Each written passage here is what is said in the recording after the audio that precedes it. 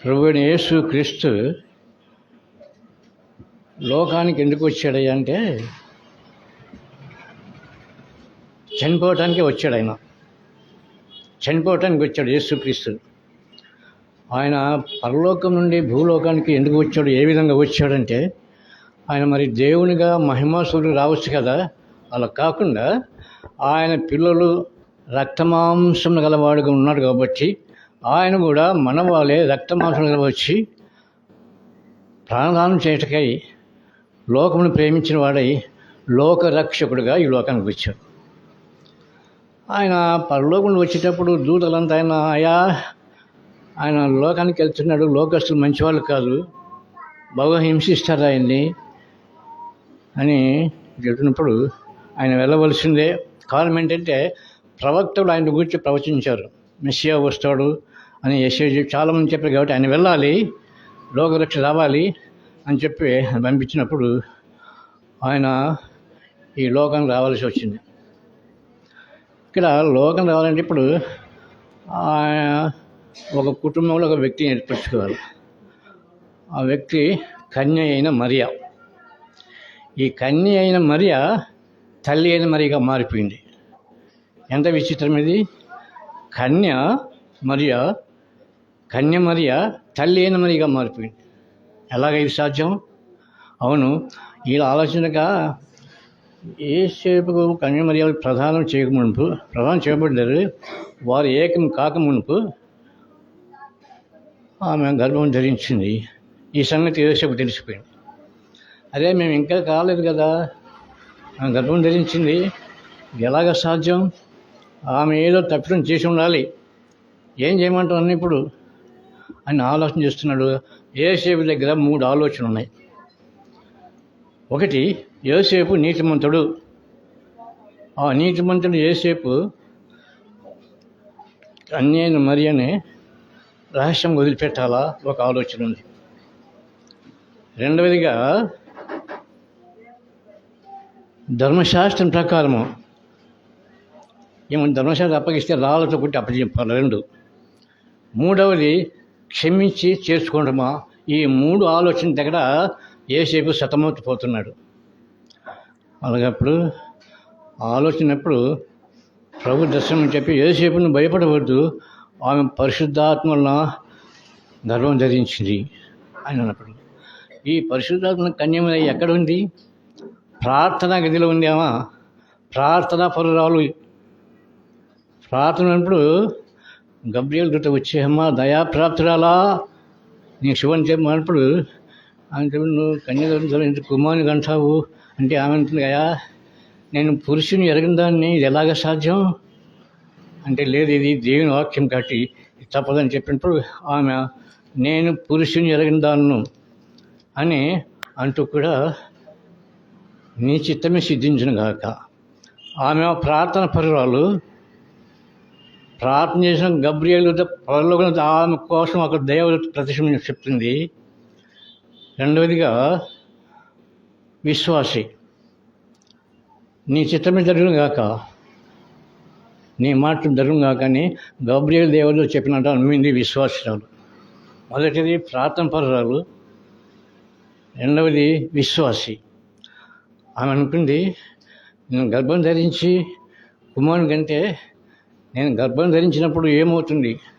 కుటుంబం వెలివేస్తుంది, సంఘంలో రానియరు, సమాజం అవమానపరుస్తారు, ఏమిటి నా పరిస్థితి అని అంటూ కూడా ఆయన గబ్రియలుతో కాదు ఈయన పురుషుడు అని ఆయన చాలా బాగా చెప్పినప్పుడు ఆమె నేను యేసు క్రీస్తుని లోకానికి అప్పగిస్తా, అవమానాన్ని భరిస్తా, ఎంత అవమానమైనా సరే అవమానం భరిస్తూ లోకరక్షణ గమనిస్తా.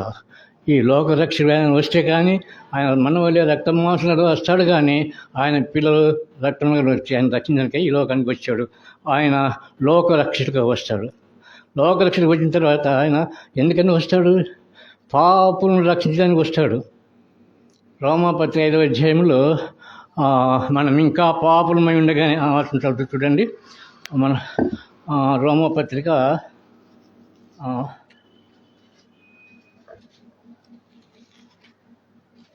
ఐదవ అధ్యాయము 6-7 వచనం చదువుతున్నా, పేజీ 136. ఏలైనగా మన ఇంకా క్రీస్తు యుక్త కాలమున భక్తిహీనుల కొరకు చనిపోయాను.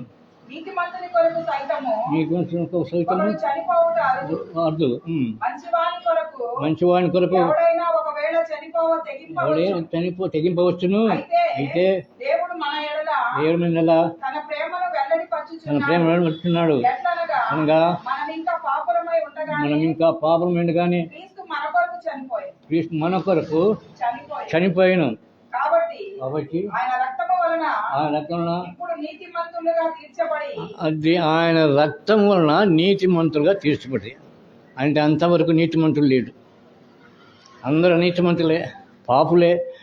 పేరు మాత్రం క్రైస్తవులే, కానీ పేరు మాత్రం అలాగ చేస్తుంటారే, కానీ నీతిమంతులు కాదు. ఆ అనీతిమంతుల కొరకు నీతిమంతులను యేసు క్రీస్తు సింహాసనం వదిలిపెట్టాడు, పరలోకాన్ని వదిలిపెట్టాడు, తండ్రి కృపను వదిలిపెట్టాడు, దూతల సమూహం వదిలిపెట్టాడు. కేవలం నరరూపి మన లోకానికి వచ్చి లోక రక్షకుడిగా వచ్చి, ఇదిగో పాపను రక్షించరు ప్రభుని యేసు లోకానికి వచ్చి పౌలకు సాక్ష్యం ఇస్తున్నాడు. పాపులను ప్రేమించరు ప్రభుని యేసు లోకాన్ని ప్రేమించని చెప్పి ఆ పౌలు చెప్పిన మాట ఎక్కడైనా లోక రక్షకుడిగా ఆయన వస్తున్నాడు. ఆయన పాపుల రక్షకుడిగా వచ్చాడు. ఆ పాపము నుండి ఇప్పుడు ఎవరు దేవుని ఆరాధిస్తారు? ఆయన వచ్చాడు, తన పని నెరవేర్చాడు. ఆయన మొదటిసారి వచ్చాడు. యోహాను చెప్తాడు, ఇదిగో లోక పాపను మోసుకుని పోయి దేవుని గొర్రెపిల్ల, అంటే లోక పాపను మోసుకుని పోయి దేవుని గొర్రెపిల్ల వధించబడి నీ కొరకై నాకు రక్తం కార్చి, రక్తం చిందించిన క్షమాపణ లేదు. ఫిబ్రవరి పత్రిక 9:22 రక్తం చిందించిన క్షమాపణ లేదు. అట్టి రక్తము ప్రశస్తమైన రక్తము, అమూల్యమైన రక్తము. ఆ రక్తం వల్ల క్షమాపణ కలుగుతుంది. అట్టి రక్తం ఎక్కడ లోకం లేకపోగా ప్రభుని యేసు కృష్ణ తన ప్రియకుమారుడు యేసు మన లోకాన్ని పంపి మనందరి నిమిత్తమై ఆ కల్వరిశిలో ప్రార్థన చేయగా ఆయన కార్చిన రక్తం ద్వారా మనకు క్షమాపణ కలుగుతూ ఉంది. అట్టి క్షమాపణ పొందిన వారు దేవుని ఆరాధన ఇస్తాడు. ఆ కృష్ణుడి ప్రభువుల రక్షకుడు, ఆయన లోక రక్షకుడిగా వచ్చాడు. అంతేకాదు 1 తిమోతి 3:16 ఒకటి చూడండి. 1 తిమోతి 3:16 నేను చదువుతానులేండి.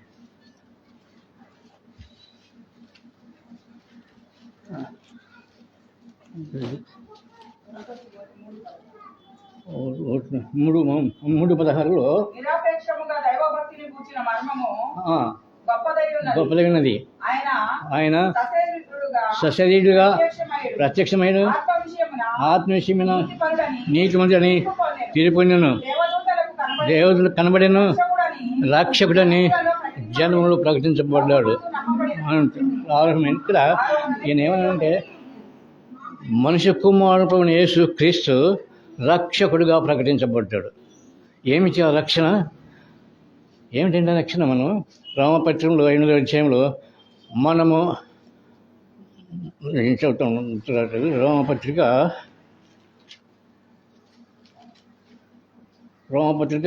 6వ అధ్యాయం 22 వచ్చింటాను. నేను చదువుతాను లేండి, పేజీ 137. ఏమనంటే ఆయనను ఇప్పుడు పాపం నుండి విమోచించబడి దేవునికి అట్లా కాదు, ఇప్పుడు చదువుతాను. ఇక 17వ వచనం, రోమ 6:17 వచనంలో ఏమంటే మీరు పాపముకు దాసులై ఉంటుంది, కానీ ఏ ఉపదేశక్రమంలో మీరు అప్పగింపడరో వారికి హృదయ వరకు మా లోబడి అవుతుంది. పాపం నుండి విమోచించబడి నీతికి దాసులైతే ఇందుకు దేవుని స్తోత్రం అని పౌలు గొంతు చెప్తాం. రోమియో పత్రిక అంత పరిశుద్ధులే సంఘం పిలిచిన వారే. వాళ్ళు కొన్ని విభేదాలు ఉన్నాయి రోమ సంఘంలో. అట్టి వాళ్ళు చిరుటేస్తూ ఒకప్పుడు మీరు పాపం దాసులై ఉంటున్నాయా, పాపం దాసుడుగా ప్రభుని యేసు క్రీస్తు రక్తం వలన విమోచించబడ్డారు, నీతికి దాసులైపోతాయి. నీతికి దాసులైన పేరు వారు ఏం చేయాలి? ఇక్కడ పాపం విమోచించబడింది కాబట్టి నీతికి దాసులైతే ఇందుకు దేవుని స్తోత్రం.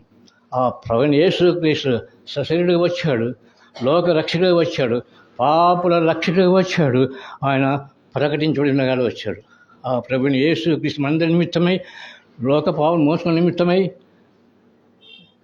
సర్వలోను వదిలిపెట్టిన వాడై దూతల చేత పగడబట్టి మానవులు ఉంటాయి.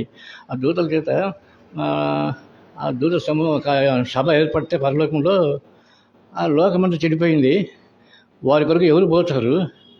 ప్రవక్త అంతా చెప్తున్నారు మెస్సియా వస్తాడని, మరి ఎవరు వెళ్తారంటే ఎవరు మౌనంగా ఉండవచ్చు. ప్రభుని యేసు క్రీస్తు, అయ్యా నేను వెళ్తా, సృష్టి యావత్తు మీరు సృష్టించి కాబట్టి వారి నిమిత్తం నేను పోతా అంటే, ఆ దూతలు ఉంటాయా, వద్దు పంపొద్దా, ఆయన్ని లోకులు మంచి వాళ్ళకి కొట్టారు, ఆయన్ని సిలువ వేస్తారు, మల్లెపొట్టు పొడుస్తారు, వద్దు పంపొద్దు అని అంటాడు. పుస్తకంలో నన్ను గూర్చి రాసిన ప్రవక్తలు నేను వెళుతాను, నన్ను గూర్చి యెషయా ప్రవక్త ప్రవచించాడు, నెరవేరాల ప్రవక్తలు లేఖను నెరవేర్చడానికి నేను వెళ్తున్నాను చెప్పినప్పుడు ఆయన దూత అంతా అప్పటిగా తండ్రి అంటున్నాడు, ఈయన నా ప్రియ కుమారుడు, ఈయన ఎందుకు నేను ఆనందిస్తున్నా అనగా తండ్రి చిత్తం నెరవేర్చడానికే ప్రభుని యేసు క్రీస్తు పరమును వదిలిపెట్టాడు, సింహాలను వదిలిపెట్టాడు, దూత సమను వదిలిపెట్టాడు. కేవలం నరమాత్రం మనల్ని ప్రేమించిన నిమిత్తమై తన పరిశుద్ధ రక్తం కార్చిన నిమిత్తమై ఈ లోకానికి వచ్చాడు. ఆ లోకరక్షణ పిలువబడుతున్నాడు ఆయన. ఎంత గొప్ప సంగతి! అలాగైతే ఆ లోకరక్షణని అంగీకరించిన వాడిని ఇంకా ఎంతకాలం ఉంటావు? మన జీవితంలో సంవత్సరాలు గడిచిపోతున్నాయి. ఈ సంవత్సరంలో అంతమా ఆఖరి మాసం మనం ఉన్నాం. యోబు అంటాడు, మనము నిన్నటి వారమే అంటాడు. నిన్నటి వారం అంటే ఈరోజు ఇంకా జరగలేదు కాబట్టి ఏం జరుగుతుందో తెలియదు, రేపేం జరుగుతుందో తెలియదు. నిన్నటి వారం నిన్న బతుకున్నాం కాబట్టి మనం నిన్నటి వారమే అని యోబు తీర్మానం చేస్తున్నాడు. అట్లయితే మనము నిన్నటి వారమే కానీ దేవుడు మనకు ఆయుష్ ఇచ్చి ఈ రోజు వరకు సంవత్సరం అంతా కాపాడాడు. ఎన్నో ఒడిదుడుకుల మధ్య నీకు తెలియని ప్రతి అపాయములను తెప్పించి, ఇరుకులో విషాలత కలిగించి, కొంచెం ప్రమాదం తప్పించి సజీవులు ఉంచి ఆఖరి మాసంలో మన సజీవించక నువ్వేం చేస్తావు? ఆయన తండ్రి ఏం చేయడం, తన కుమారుని పంపించగా, ఆయన రక్తం కార్చగా మనకు విడుదల విమోచన కలిగింది. విమోచించబడిన వారే ఆయన ఆరాధిస్తారు. ఆయన అంటాడు 116 కీర్తనలో, మాకు ఇచ్చిన రక్షణపై నేనేం చెల్లించానయా అని చూస్తున్నాను. 116 కీర్తనది 116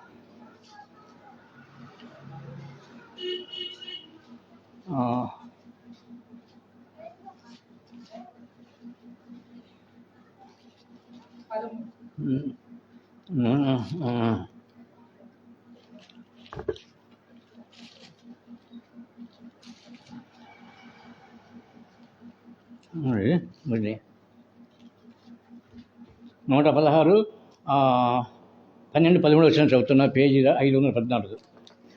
యెహోవా నాకు చేసిన ఉపకారాలన్నిటికీ నేను ఆయనకి ఏమి చెల్లించుదును? రక్షణ పాత్రను చేతబుచ్చుకొని యెహోవా నామమున ప్రార్థన చేశాడు. ఆయన రక్షణ దయచేసి, రక్షణ ఎలాగొచ్చిన తన ప్రియకుమారుని ఎక్కువగా ఆయన కార్చిన రక్షణ వాడు నీకు నాకు రక్షణ కలిగిన ఆయనకి ఏం చెల్లిస్తారు అన్నాడు. రక్షణ పాత్ర చేతబుచ్చుకొని యెహోవా నామమున ప్రార్థన చేయవాడే రక్షించబడతాడు. ఆ ప్రార్థన ఎలాగ చేయాలి? ప్రార్థన ఎలా చేస్తావు? నీ పాపము నీ ప్రార్థన పాపం అవును కాకని సమయంలో ఒక చోట చెప్తాడు. అంటే ప్రార్థన సరైన ప్రార్థన కాకపోవచ్చు, నీ హృదయం సరైనది కాకపోతే నీ ప్రార్థన అంగీకరించబడదు, ప్రార్థన జవాబు రాదు, ప్రార్థనకు ఆశీర్వాదం రాదు. అయినా కూడా హెచ్చరికలు మనం కూడా ప్రభుని యేసు అయ్యా నువ్వు నా కొరకు వచ్చావు, నాకు రక్షణ దయచేసావు అని ఎవరైతే నమ్మిన వదిలింతా ఆయన ఆరాధిస్తారో వారిది నిజంగా రక్షణ పాత్ర ఉంటుంది. రక్షణ పాత్ర ఏం చెల్లిస్తావు? మనం ఏం అక్కడ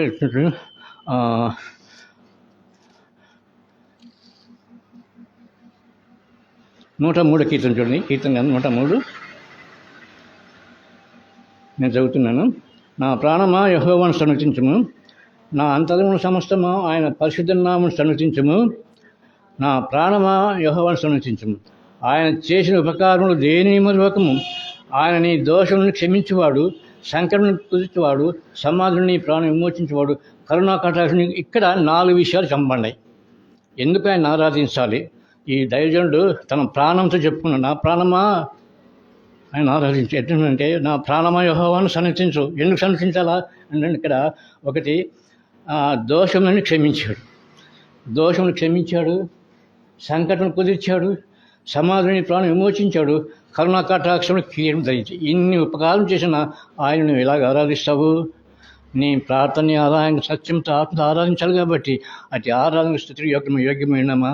ఆయన ఆరాధించేవారు ఆత్మతో సత్యంతో ఆయన ఆరాధించాలి.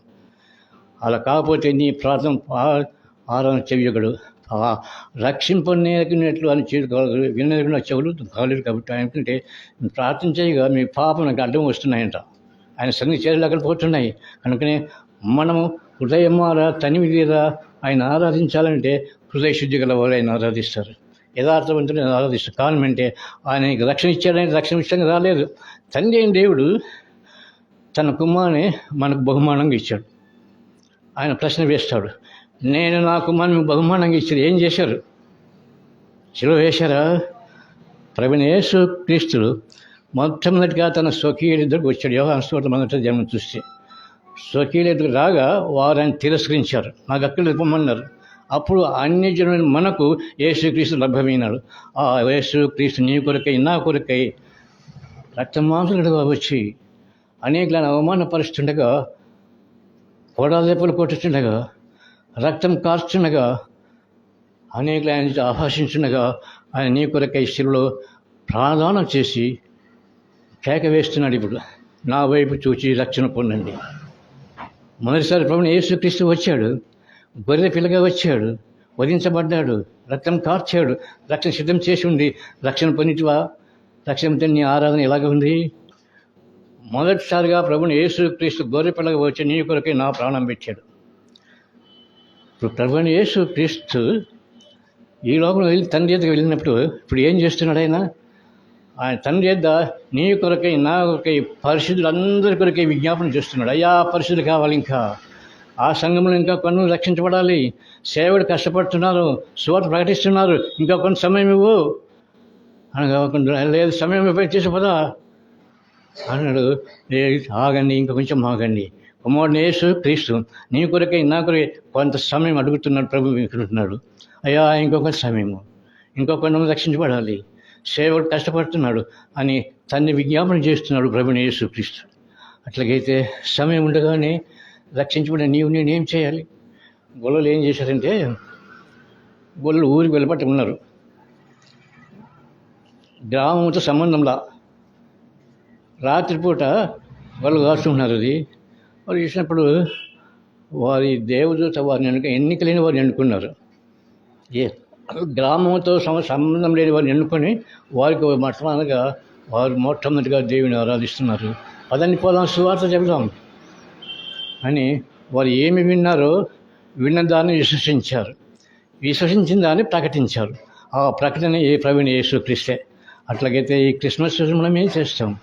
దేవుడు మనకు ప్రియకుమారునిగా విశ్వాసం పంపించి ఆ ప్రియకుమారుని ద్వారా నీకు నాకు రక్షణ ఏర్పాటు చేయగా ఆ ప్రభువైన యేసుక్రీస్తు ఇప్పుడు తండ్రి ఇప్పుడు ఉపవాసమున్నాడు.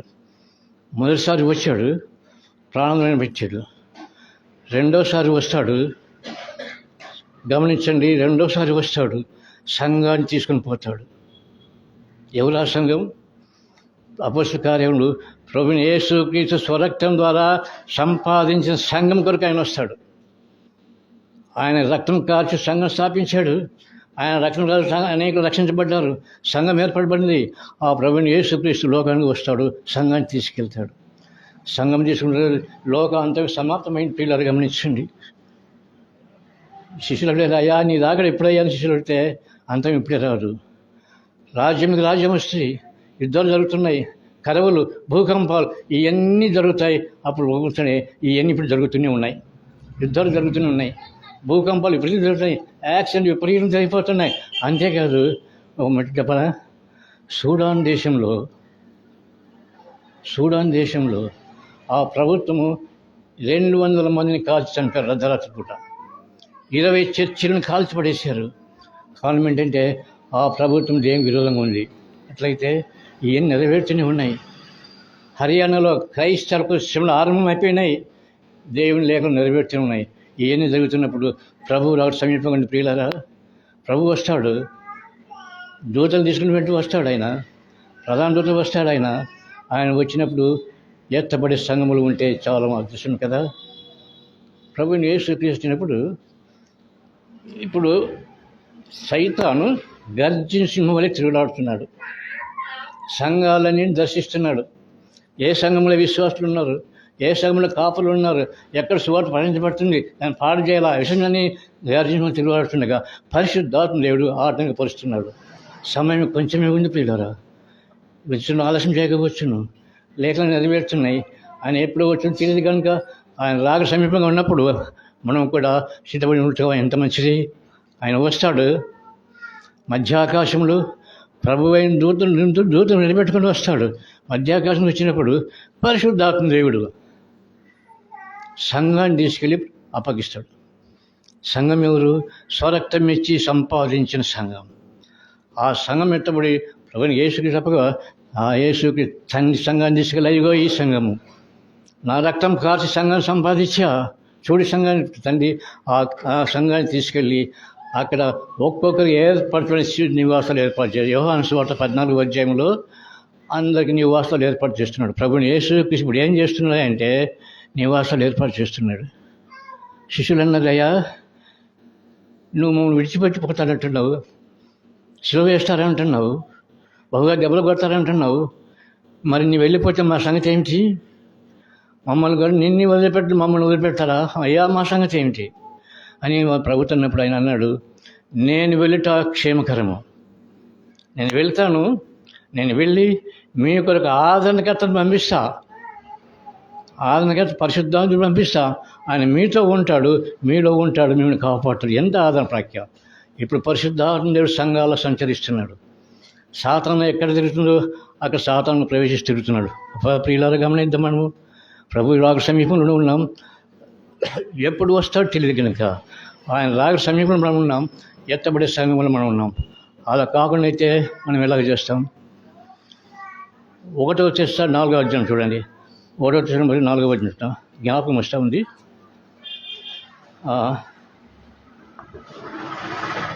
4వ అధ్యాయం చదువుతాను. 4:13-14 చదువుతాను. పేజీ 186. సోదరులారా, నిరీక్షణ ఇతరులే మీరు నిమిత్తం నిలిచిన వారిని గురించి చెప్పిన నాకు ఇష్టం లేదు. మేము మృతి చెందిన అదే ప్రకారం యేసు నుంచిన వారిని దేవుడు ఆయనతో కూడా వెంట పెట్టుకుంటాడు. మేము ప్రభు మాటను బట్టి మీతో చెప్పింది ఏమనగా, ప్రభువు రాకడ వరకు సజీవులమై నిలిచిన మనము నిద్రించిన వారి కంటే ముందుగా ఆయన సన్నిచారము. ప్రధాన శబ్దంతోను దేవుని బోరతోను పరలోకమందు ప్రభు దిగివచ్చును. క్రీస్తునందు మృతులైన వారు మొదట్లేతుడు, ఆ మీద సజీవులైన మనం నిలిచిండి వారితో ఏకం ప్రభు. ఇక్కడ ప్రభువు రాకడ ఎట్లా జరుగుతుంది అంటే, ఆయన ప్రభు రాక వచ్చినప్పుడు దూతలు వెంట పెట్టుకొని వస్తాడు. అక్కడ కొన్ని శబ్దాలు జరుగుతాయంట. ఒక శబ్దం ఏంటంటే ఆర్భాటం అనే శబ్దం వస్తుంది. ఆ ఆర్భాటం అనే శబ్దము ఏమిటంటే, క్రొత్త నిబంధనలో ప్రభుని యేసుక్రీస్తుని అంగీకరించి చనిపోయిన వారి నిమిత్తము ఆ శబ్దం వీళ్ళు చేస్తారంట, ఆర్భాటంతో. రెండవది ప్రధాన దూత శబ్దం.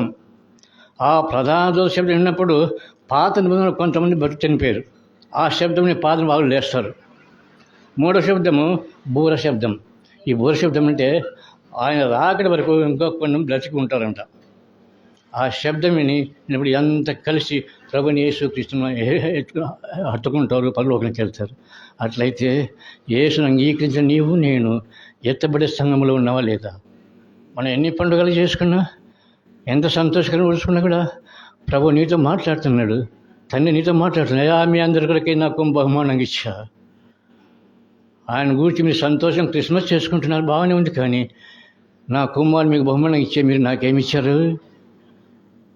సంవత్సరం అంతా కాపాడాను కదా, సంవత్సరం నీకు తిన్న ఆపలని ఇచ్చాను కదా, నీ దినములు కొద్ది అయ్యుండగా ఆయుష్ దినాన్ని పొడిగిస్తున్నాను కదా.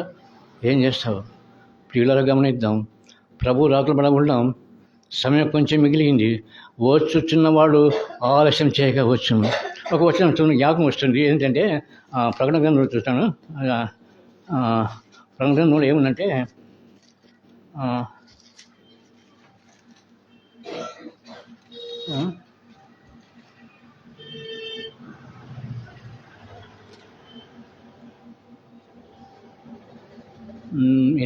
ప్రకటన 22వ అధ్యాయము 17వ వచనం చదువుతున్నాం. ఆత్మయు పెళ్లి కుమార్తెయు రమ్ము అని చెప్తున్నారు, వినువాడు రమ్ము అని చెప్పను, దాపికిన వాడిని రానేమో ఇచ్చినని. ఇక్కడ ఆత్మ సంఘాన్ని చేర్పడుతుంది. సంఘం అనగా ప్రభువైన యేసుక్రీస్తు సంఘమే, పెళ్లి కుమార్తె. ఆత్మ చెప్తుండే, అయ్యా సంఘం ఏర్పడింది, సంఘం సిద్ధపడి ఉంది, త్వరగా వచ్చేసేయి, వచ్చి సంఘాన్ని తీసుకుని వెళ్ళు అని ఆత్మ సంఘం నీతో మొదలుపెడుతూ ఉంది. వచ్చినప్పుడు అంటే ఆయన అన్నాడు కదా, ఆయన అంటాడు కదా, సంఘంలో త్వరగా వచ్చుతున్నాను అని సాక్ష్యం ఇస్తున్నానంట. ఆయన వస్తున్నాడు. వచ్చేటప్పుడు అనేక లేఖలన్నీ నెరవేరుతూనే ఉన్నాయి. ఆ లేఖలను నెరవేరే టైంలో మనం ఇంకా బ్రతికి ఉన్నాం కాబట్టి ఇది దేవుని రాగడ సూచన మనం గమనించుకోవాలి. రాగడ సమీపంగానే ఉంది. ఆయన మనవలే రక్తమంకులు వచ్చాడు, దెబ్బలు తిన్నాడు, కొడా దెబ్బలు తిన్నాడు, శిలువ వేయబడ్డాడు. నీవు నేను చేసిన తలంపుల ద్వారా తలపై ముళ్ళ కిరీటం పెట్టబడింది. మనం పరిగెత్తి పాపం మన పాదాల మీద చీల కొట్టబడ్డాయి, చేతుల ద్వారా చేతులు పడ్డాయి, కాలు చేతులు చీలలు పడ్డాయి. అట్లాగైతే ప్రభుని యేసుక్రీస్తు అన్నాడు, నా వైపు చూసి రక్షణ పొందండి. నేను వచ్చిన మాట వాస్తవమే. నన్ను గురించి పండుగ చేసుకుని బాగానే వస్తే ఏమి ఇస్తున్నారు మీరు మాకు? నేను వచ్చిన మీ కొరకు నేను చనిపోవడానికే వచ్చా. దూత సమయం వదిలిపెట్టా, సింహాసనం వదిలిపెట్టా, శిలువను కోరుకున్నా. శిలువను కోరుకుని శిలువ మీ కొరకై నేను కేక వేస్తున్నా, నా వైపు చూసి రక్షణ పొందండి. ఇది క్రిస్మస్ కదా. ఎన్ని సంవత్సరాలు క్రిస్మస్ పండుగ చేసుకుంటాం. ఆయన నీకు ఇచ్చిన బహుమానం నువ్వేమి ఇస్తున్నావు? దైవజనుడు అంటాడు, ఏం అక్కర్లేదు, రక్షణ పాత్రను చేతపుచ్చుకుని చెల్లించు. ఆయన ఏం కోరలేదు. ఆ రక్షణ పాత్ర ఏంటంటే ప్రభుని యేసుక్రీస్తే లోక రక్షకుడిగా వచ్చాడు, పాపుల రక్షకుడిగా వచ్చాడు, ప్రకటించిన వాడిగా వచ్చాడు. అట్లాగా ఆ ప్రకటించిన యేసుక్రీస్తే ఈ ప్రతి సంవత్సరం ఆయన జన్మాన్ని గురించి మనం సంతోషపడుతున్నాం. కానీ ఆయన నీకేం చేశాడో నువ్వేమి తలుచుకున్నావు ఈ పండుగ రోజు?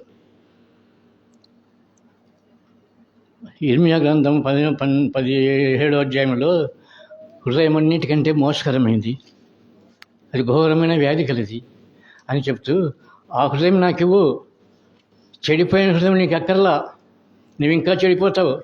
నీ హృదయం నాకు ఇస్తే నేను నీకు కాచిన రక్తంలో శుద్ధి చేసుకుంటా. అటు శుద్ధిని గురిస్తే నువ్వు నన్ను ఆరాధిస్తావు. మార్క్స్ వార్త 7వ అధ్యాయంలో నీ హృదయంలో ఏమేమి ఉండేవి చూడండి. మార్క్స్ వార్త 7వ అధ్యాయంలో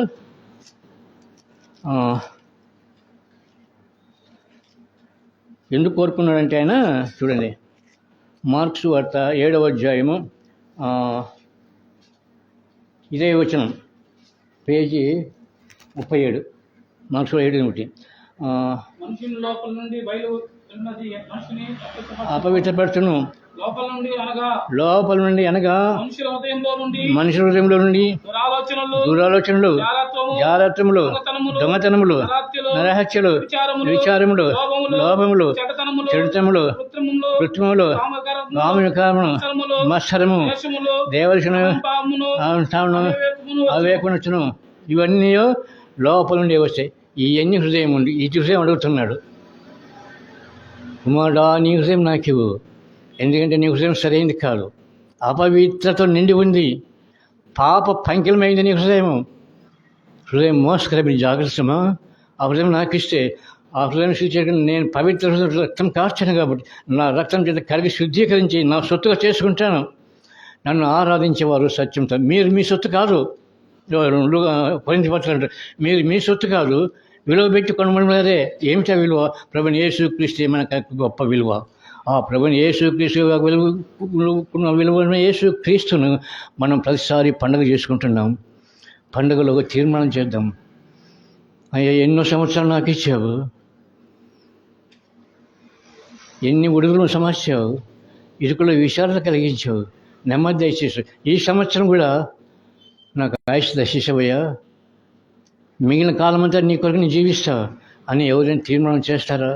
చేసే దేవుడు గమనిస్తున్నాడు, దేవుడితో చూస్తున్నారు. నువ్వు చేసే ప్రార్థన అంగీకరిస్తాడు దేవుడు.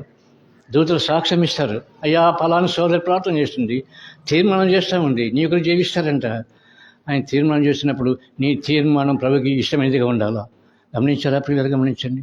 దేవుడు ఎందుకయ్యా నీకు ఈ సమయానికి ఇచ్చాడంటే ఆయన చేసిన రక్షణ కాలం జ్ఞాపకం చేసుకుంటూ ఆయన ఆరాధించట సొంత రక్షకుని అంగీకరించడం ఎంతైనా శేషం కదా.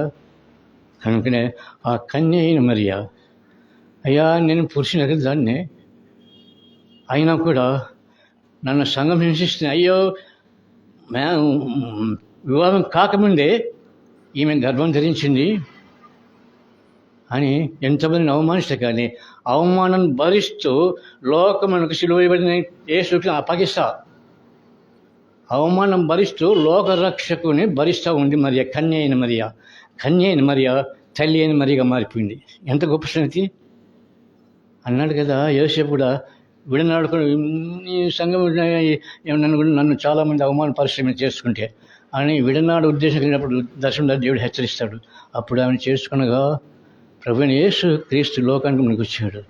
ఆ యేసు క్రీస్తే లోకరక్షకుడు వచ్చి ఆయన గురించి తీర్మానం చేసుకుని మనం పండుగలు చేసుకుంటున్నాం. ఈ యేసు క్రీస్తుని ఎవరైతే అంగీకరిస్తారో, ఇంకా అంగీకరించిన వారు ఆయన స్థిరపడి సాగిపోతారు. అట్టి వారిని దేవుడు చూస్తున్నాడు, దేవదూతలు చూస్తూనే ఉన్నారు. దేవుడు మనకి ఇచ్చిన ఈ మంచి అవకాశం మనం తీర్మానం చేసుకున్నాం. ఎప్పుడు వస్తావయ్యా, ఎప్పుడు వస్తావు? ప్రభువైన యేసుక్రీస్తు ఒకసారి శిష్యులకి, మీరు నదిలోకి వెళ్ళి సముద్రంలోకి వెళ్ళి చేపను పట్టుకొని రా అన్నారు. పేతురు చెప్తాడా, మొట్టమొదటి చేపను తీసుకొని రా. మొట్టమొదటి ఏం వేస్తావో ఆ చేపను తీసుకొని రా, మిగతా పోవద్దు అన్నాడు. పేతురు, నువ్వు మొదట వెళ్ళు, గాలం వెయ్యి, మొదటి చేపను తీసుకో, ఆ చేప నోరు తెరువు, అక్కడ ఒక షెకెల్ దొరుకుతుంది. నీ కొరకు నా కొరకై అక్కడ పన్ను చెల్లించాలి. ఇప్పుడు మనం టోల్ గేట్ అని కడుతుంటాం. అట్లాగే అప్పుడు ప్రభుని యేసుకి సంచారం చేసి పన్ను కట్టాలంట. పన్ను లేదు ఆయన దగ్గర, దేవుడే కుమారుడే కానీ పన్ను కట్టడం లేదు. శాసన పరిశీలనతో పన్ను కట్టాడయ్యా అని అన్నాడు. అప్పుడు ఆ షెకెల్, పేద షెకెల్ చేప దొరకగా చేప నోట్లో షెకెల్ అని ఉంది. షెకెల్ అనేది ఇశ్రాయేలీలకు మనం రూపాయలు ఎట్లుగా వాళ్ళకి అట్లాగా షెకెల్ అనేది. ఆ షెకెల్ జరగా ఆ చేప నోట్లో షెకెల్ ఉంది. చేప ఇప్పుడు అవసరపడుతుంది. ఆ నోట్లో ఉన్న షెకెల్ ఆమె ఆ చేపలో షెకెల్ ఉన్నంత వరకు ఇష్టలు తిరగలేదు, అటు తిరగలేదు. తిరిగితే షెకెల్ పడిపోద్దేమో, దేవుని నాకు నిదర్శనం అయిపోతుంది. కాబట్టి ఆ చేపకు కష్టాలు ఎక్కువైపోయినాయి. అనగా ఆ షెకెల్ తీసుకుని రాగా పేదగా షెకెల్ తీసుకుని చివరగా షెకెల్ అప్పగిచ్చాడు, సువార్త ప్రకటించబడింది. అట్లాగే ప్రియులారా, మనం ఏం చేస్తున్నాడు, లోకం సమీపంగా ఉంది. దైవజనం విస్తారంగా మాట్లాడారు ఇంతవరకు. అయినా కూడా ఆయన రక్త మాంసాలలో ఈ లోకానికి వచ్చాడు. ఒకటి ఆయన రక్త మాంసాలలో వచ్చాడు, లోక రక్షకుడిగా వచ్చాడు, పాపుల రక్షకుడిగా వచ్చాడు, నీతిమంతుడు కానీ అన్యాయ తీరును పొందాడు, మరణం పొందాడు, పరలోకానికి ఎక్కాడు. ఇప్పుడు నీ కొరకై నా కొరకై పరిశుద్ధులు అందరి కొరకై జ్ఞాపనం చేస్తున్నాడు. ఆయన అన్నాడు, మరి గొర్రెపిల్లగా వచ్చాడు, తరువాత కులంశంలాగా వస్తాడు, సంఘాన్ని తీసుకెళ్ళిపోతాడు. ఎత్తబడే సంఘంలో నువ్వు ఉన్నావా లేదా?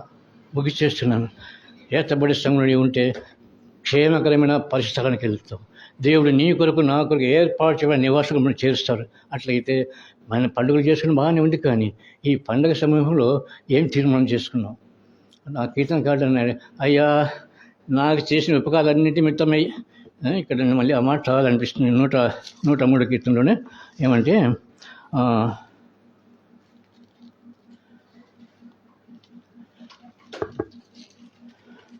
ఎందుకనే ఒకటి ఆయన నీ దోషులన్నీ క్షమించేవాడు. ఒకటి సంకటం కుదుర్చాడు. 2 సమాధిలో నీ ప్రాణం విమోచించాడు. అంటే నువ్వు మరణం దారి తీసిన కాబట్టి భయం శ్రీని తప్పించాడు. అక్కడ సమాధి ప్రాణించాడు.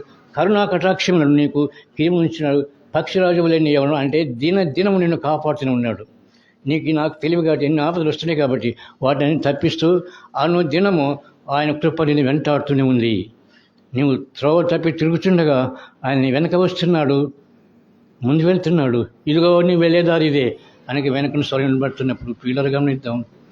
పండుగలు చేసుకున్న బాగానే ఉంది. కానీ ఈ పండుగలో ఆయన ప్రశ్న వేస్తున్నాడు, మీ అందరికి నా ప్రియ కుమారుని బహుమానంగా ఇచ్చాను, ఏం చేశారు? సిలువ వేశారు. నా అద్వితీయ కుమారుని యేసుని మీకు పంపించాను, మీరు మాకేం చేస్తారు? నా ప్రియ కుమారుని మీరు సిలువ వేశారు, బాగానే ఉంది. కానీ ఆయన మీకేం చేశాను? నువ్వేం చేయగలవు? మీ నుండి మాకేం అక్కర్లా. ఏం కావాలంట? రక్షణ పాత్రను చేతబుచ్చుకుని స్తుతి చెల్లిస్తాను. ఆ సంగతి చేద్దామా? అయ్యా ఈ క్రిస్మస్ రోజు నేను నీ కొరకే జీవిస్తా, పరిశ్రమ జీవిస్తా.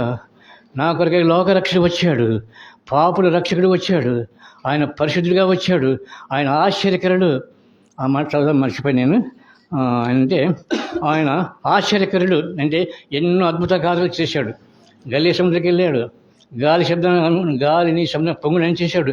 ఆశ్చర్యకర్త బలవంతుడు దేవుడు.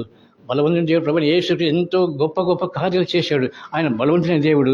నిత్యుడు తన నిత్యుడు అంటే సదాకాలం యుగ యుగం మనతో ఉండేవాడు. అలాంటి ప్రభు యేసు క్రీస్తు సమాధానం ఇచ్చినట్టు మనకొకే వచ్చి అదే అమ్మాయి అంటే సమాధానం అంటే సమాధానం కలుగుగా. కానీ ఎక్కడ ఇది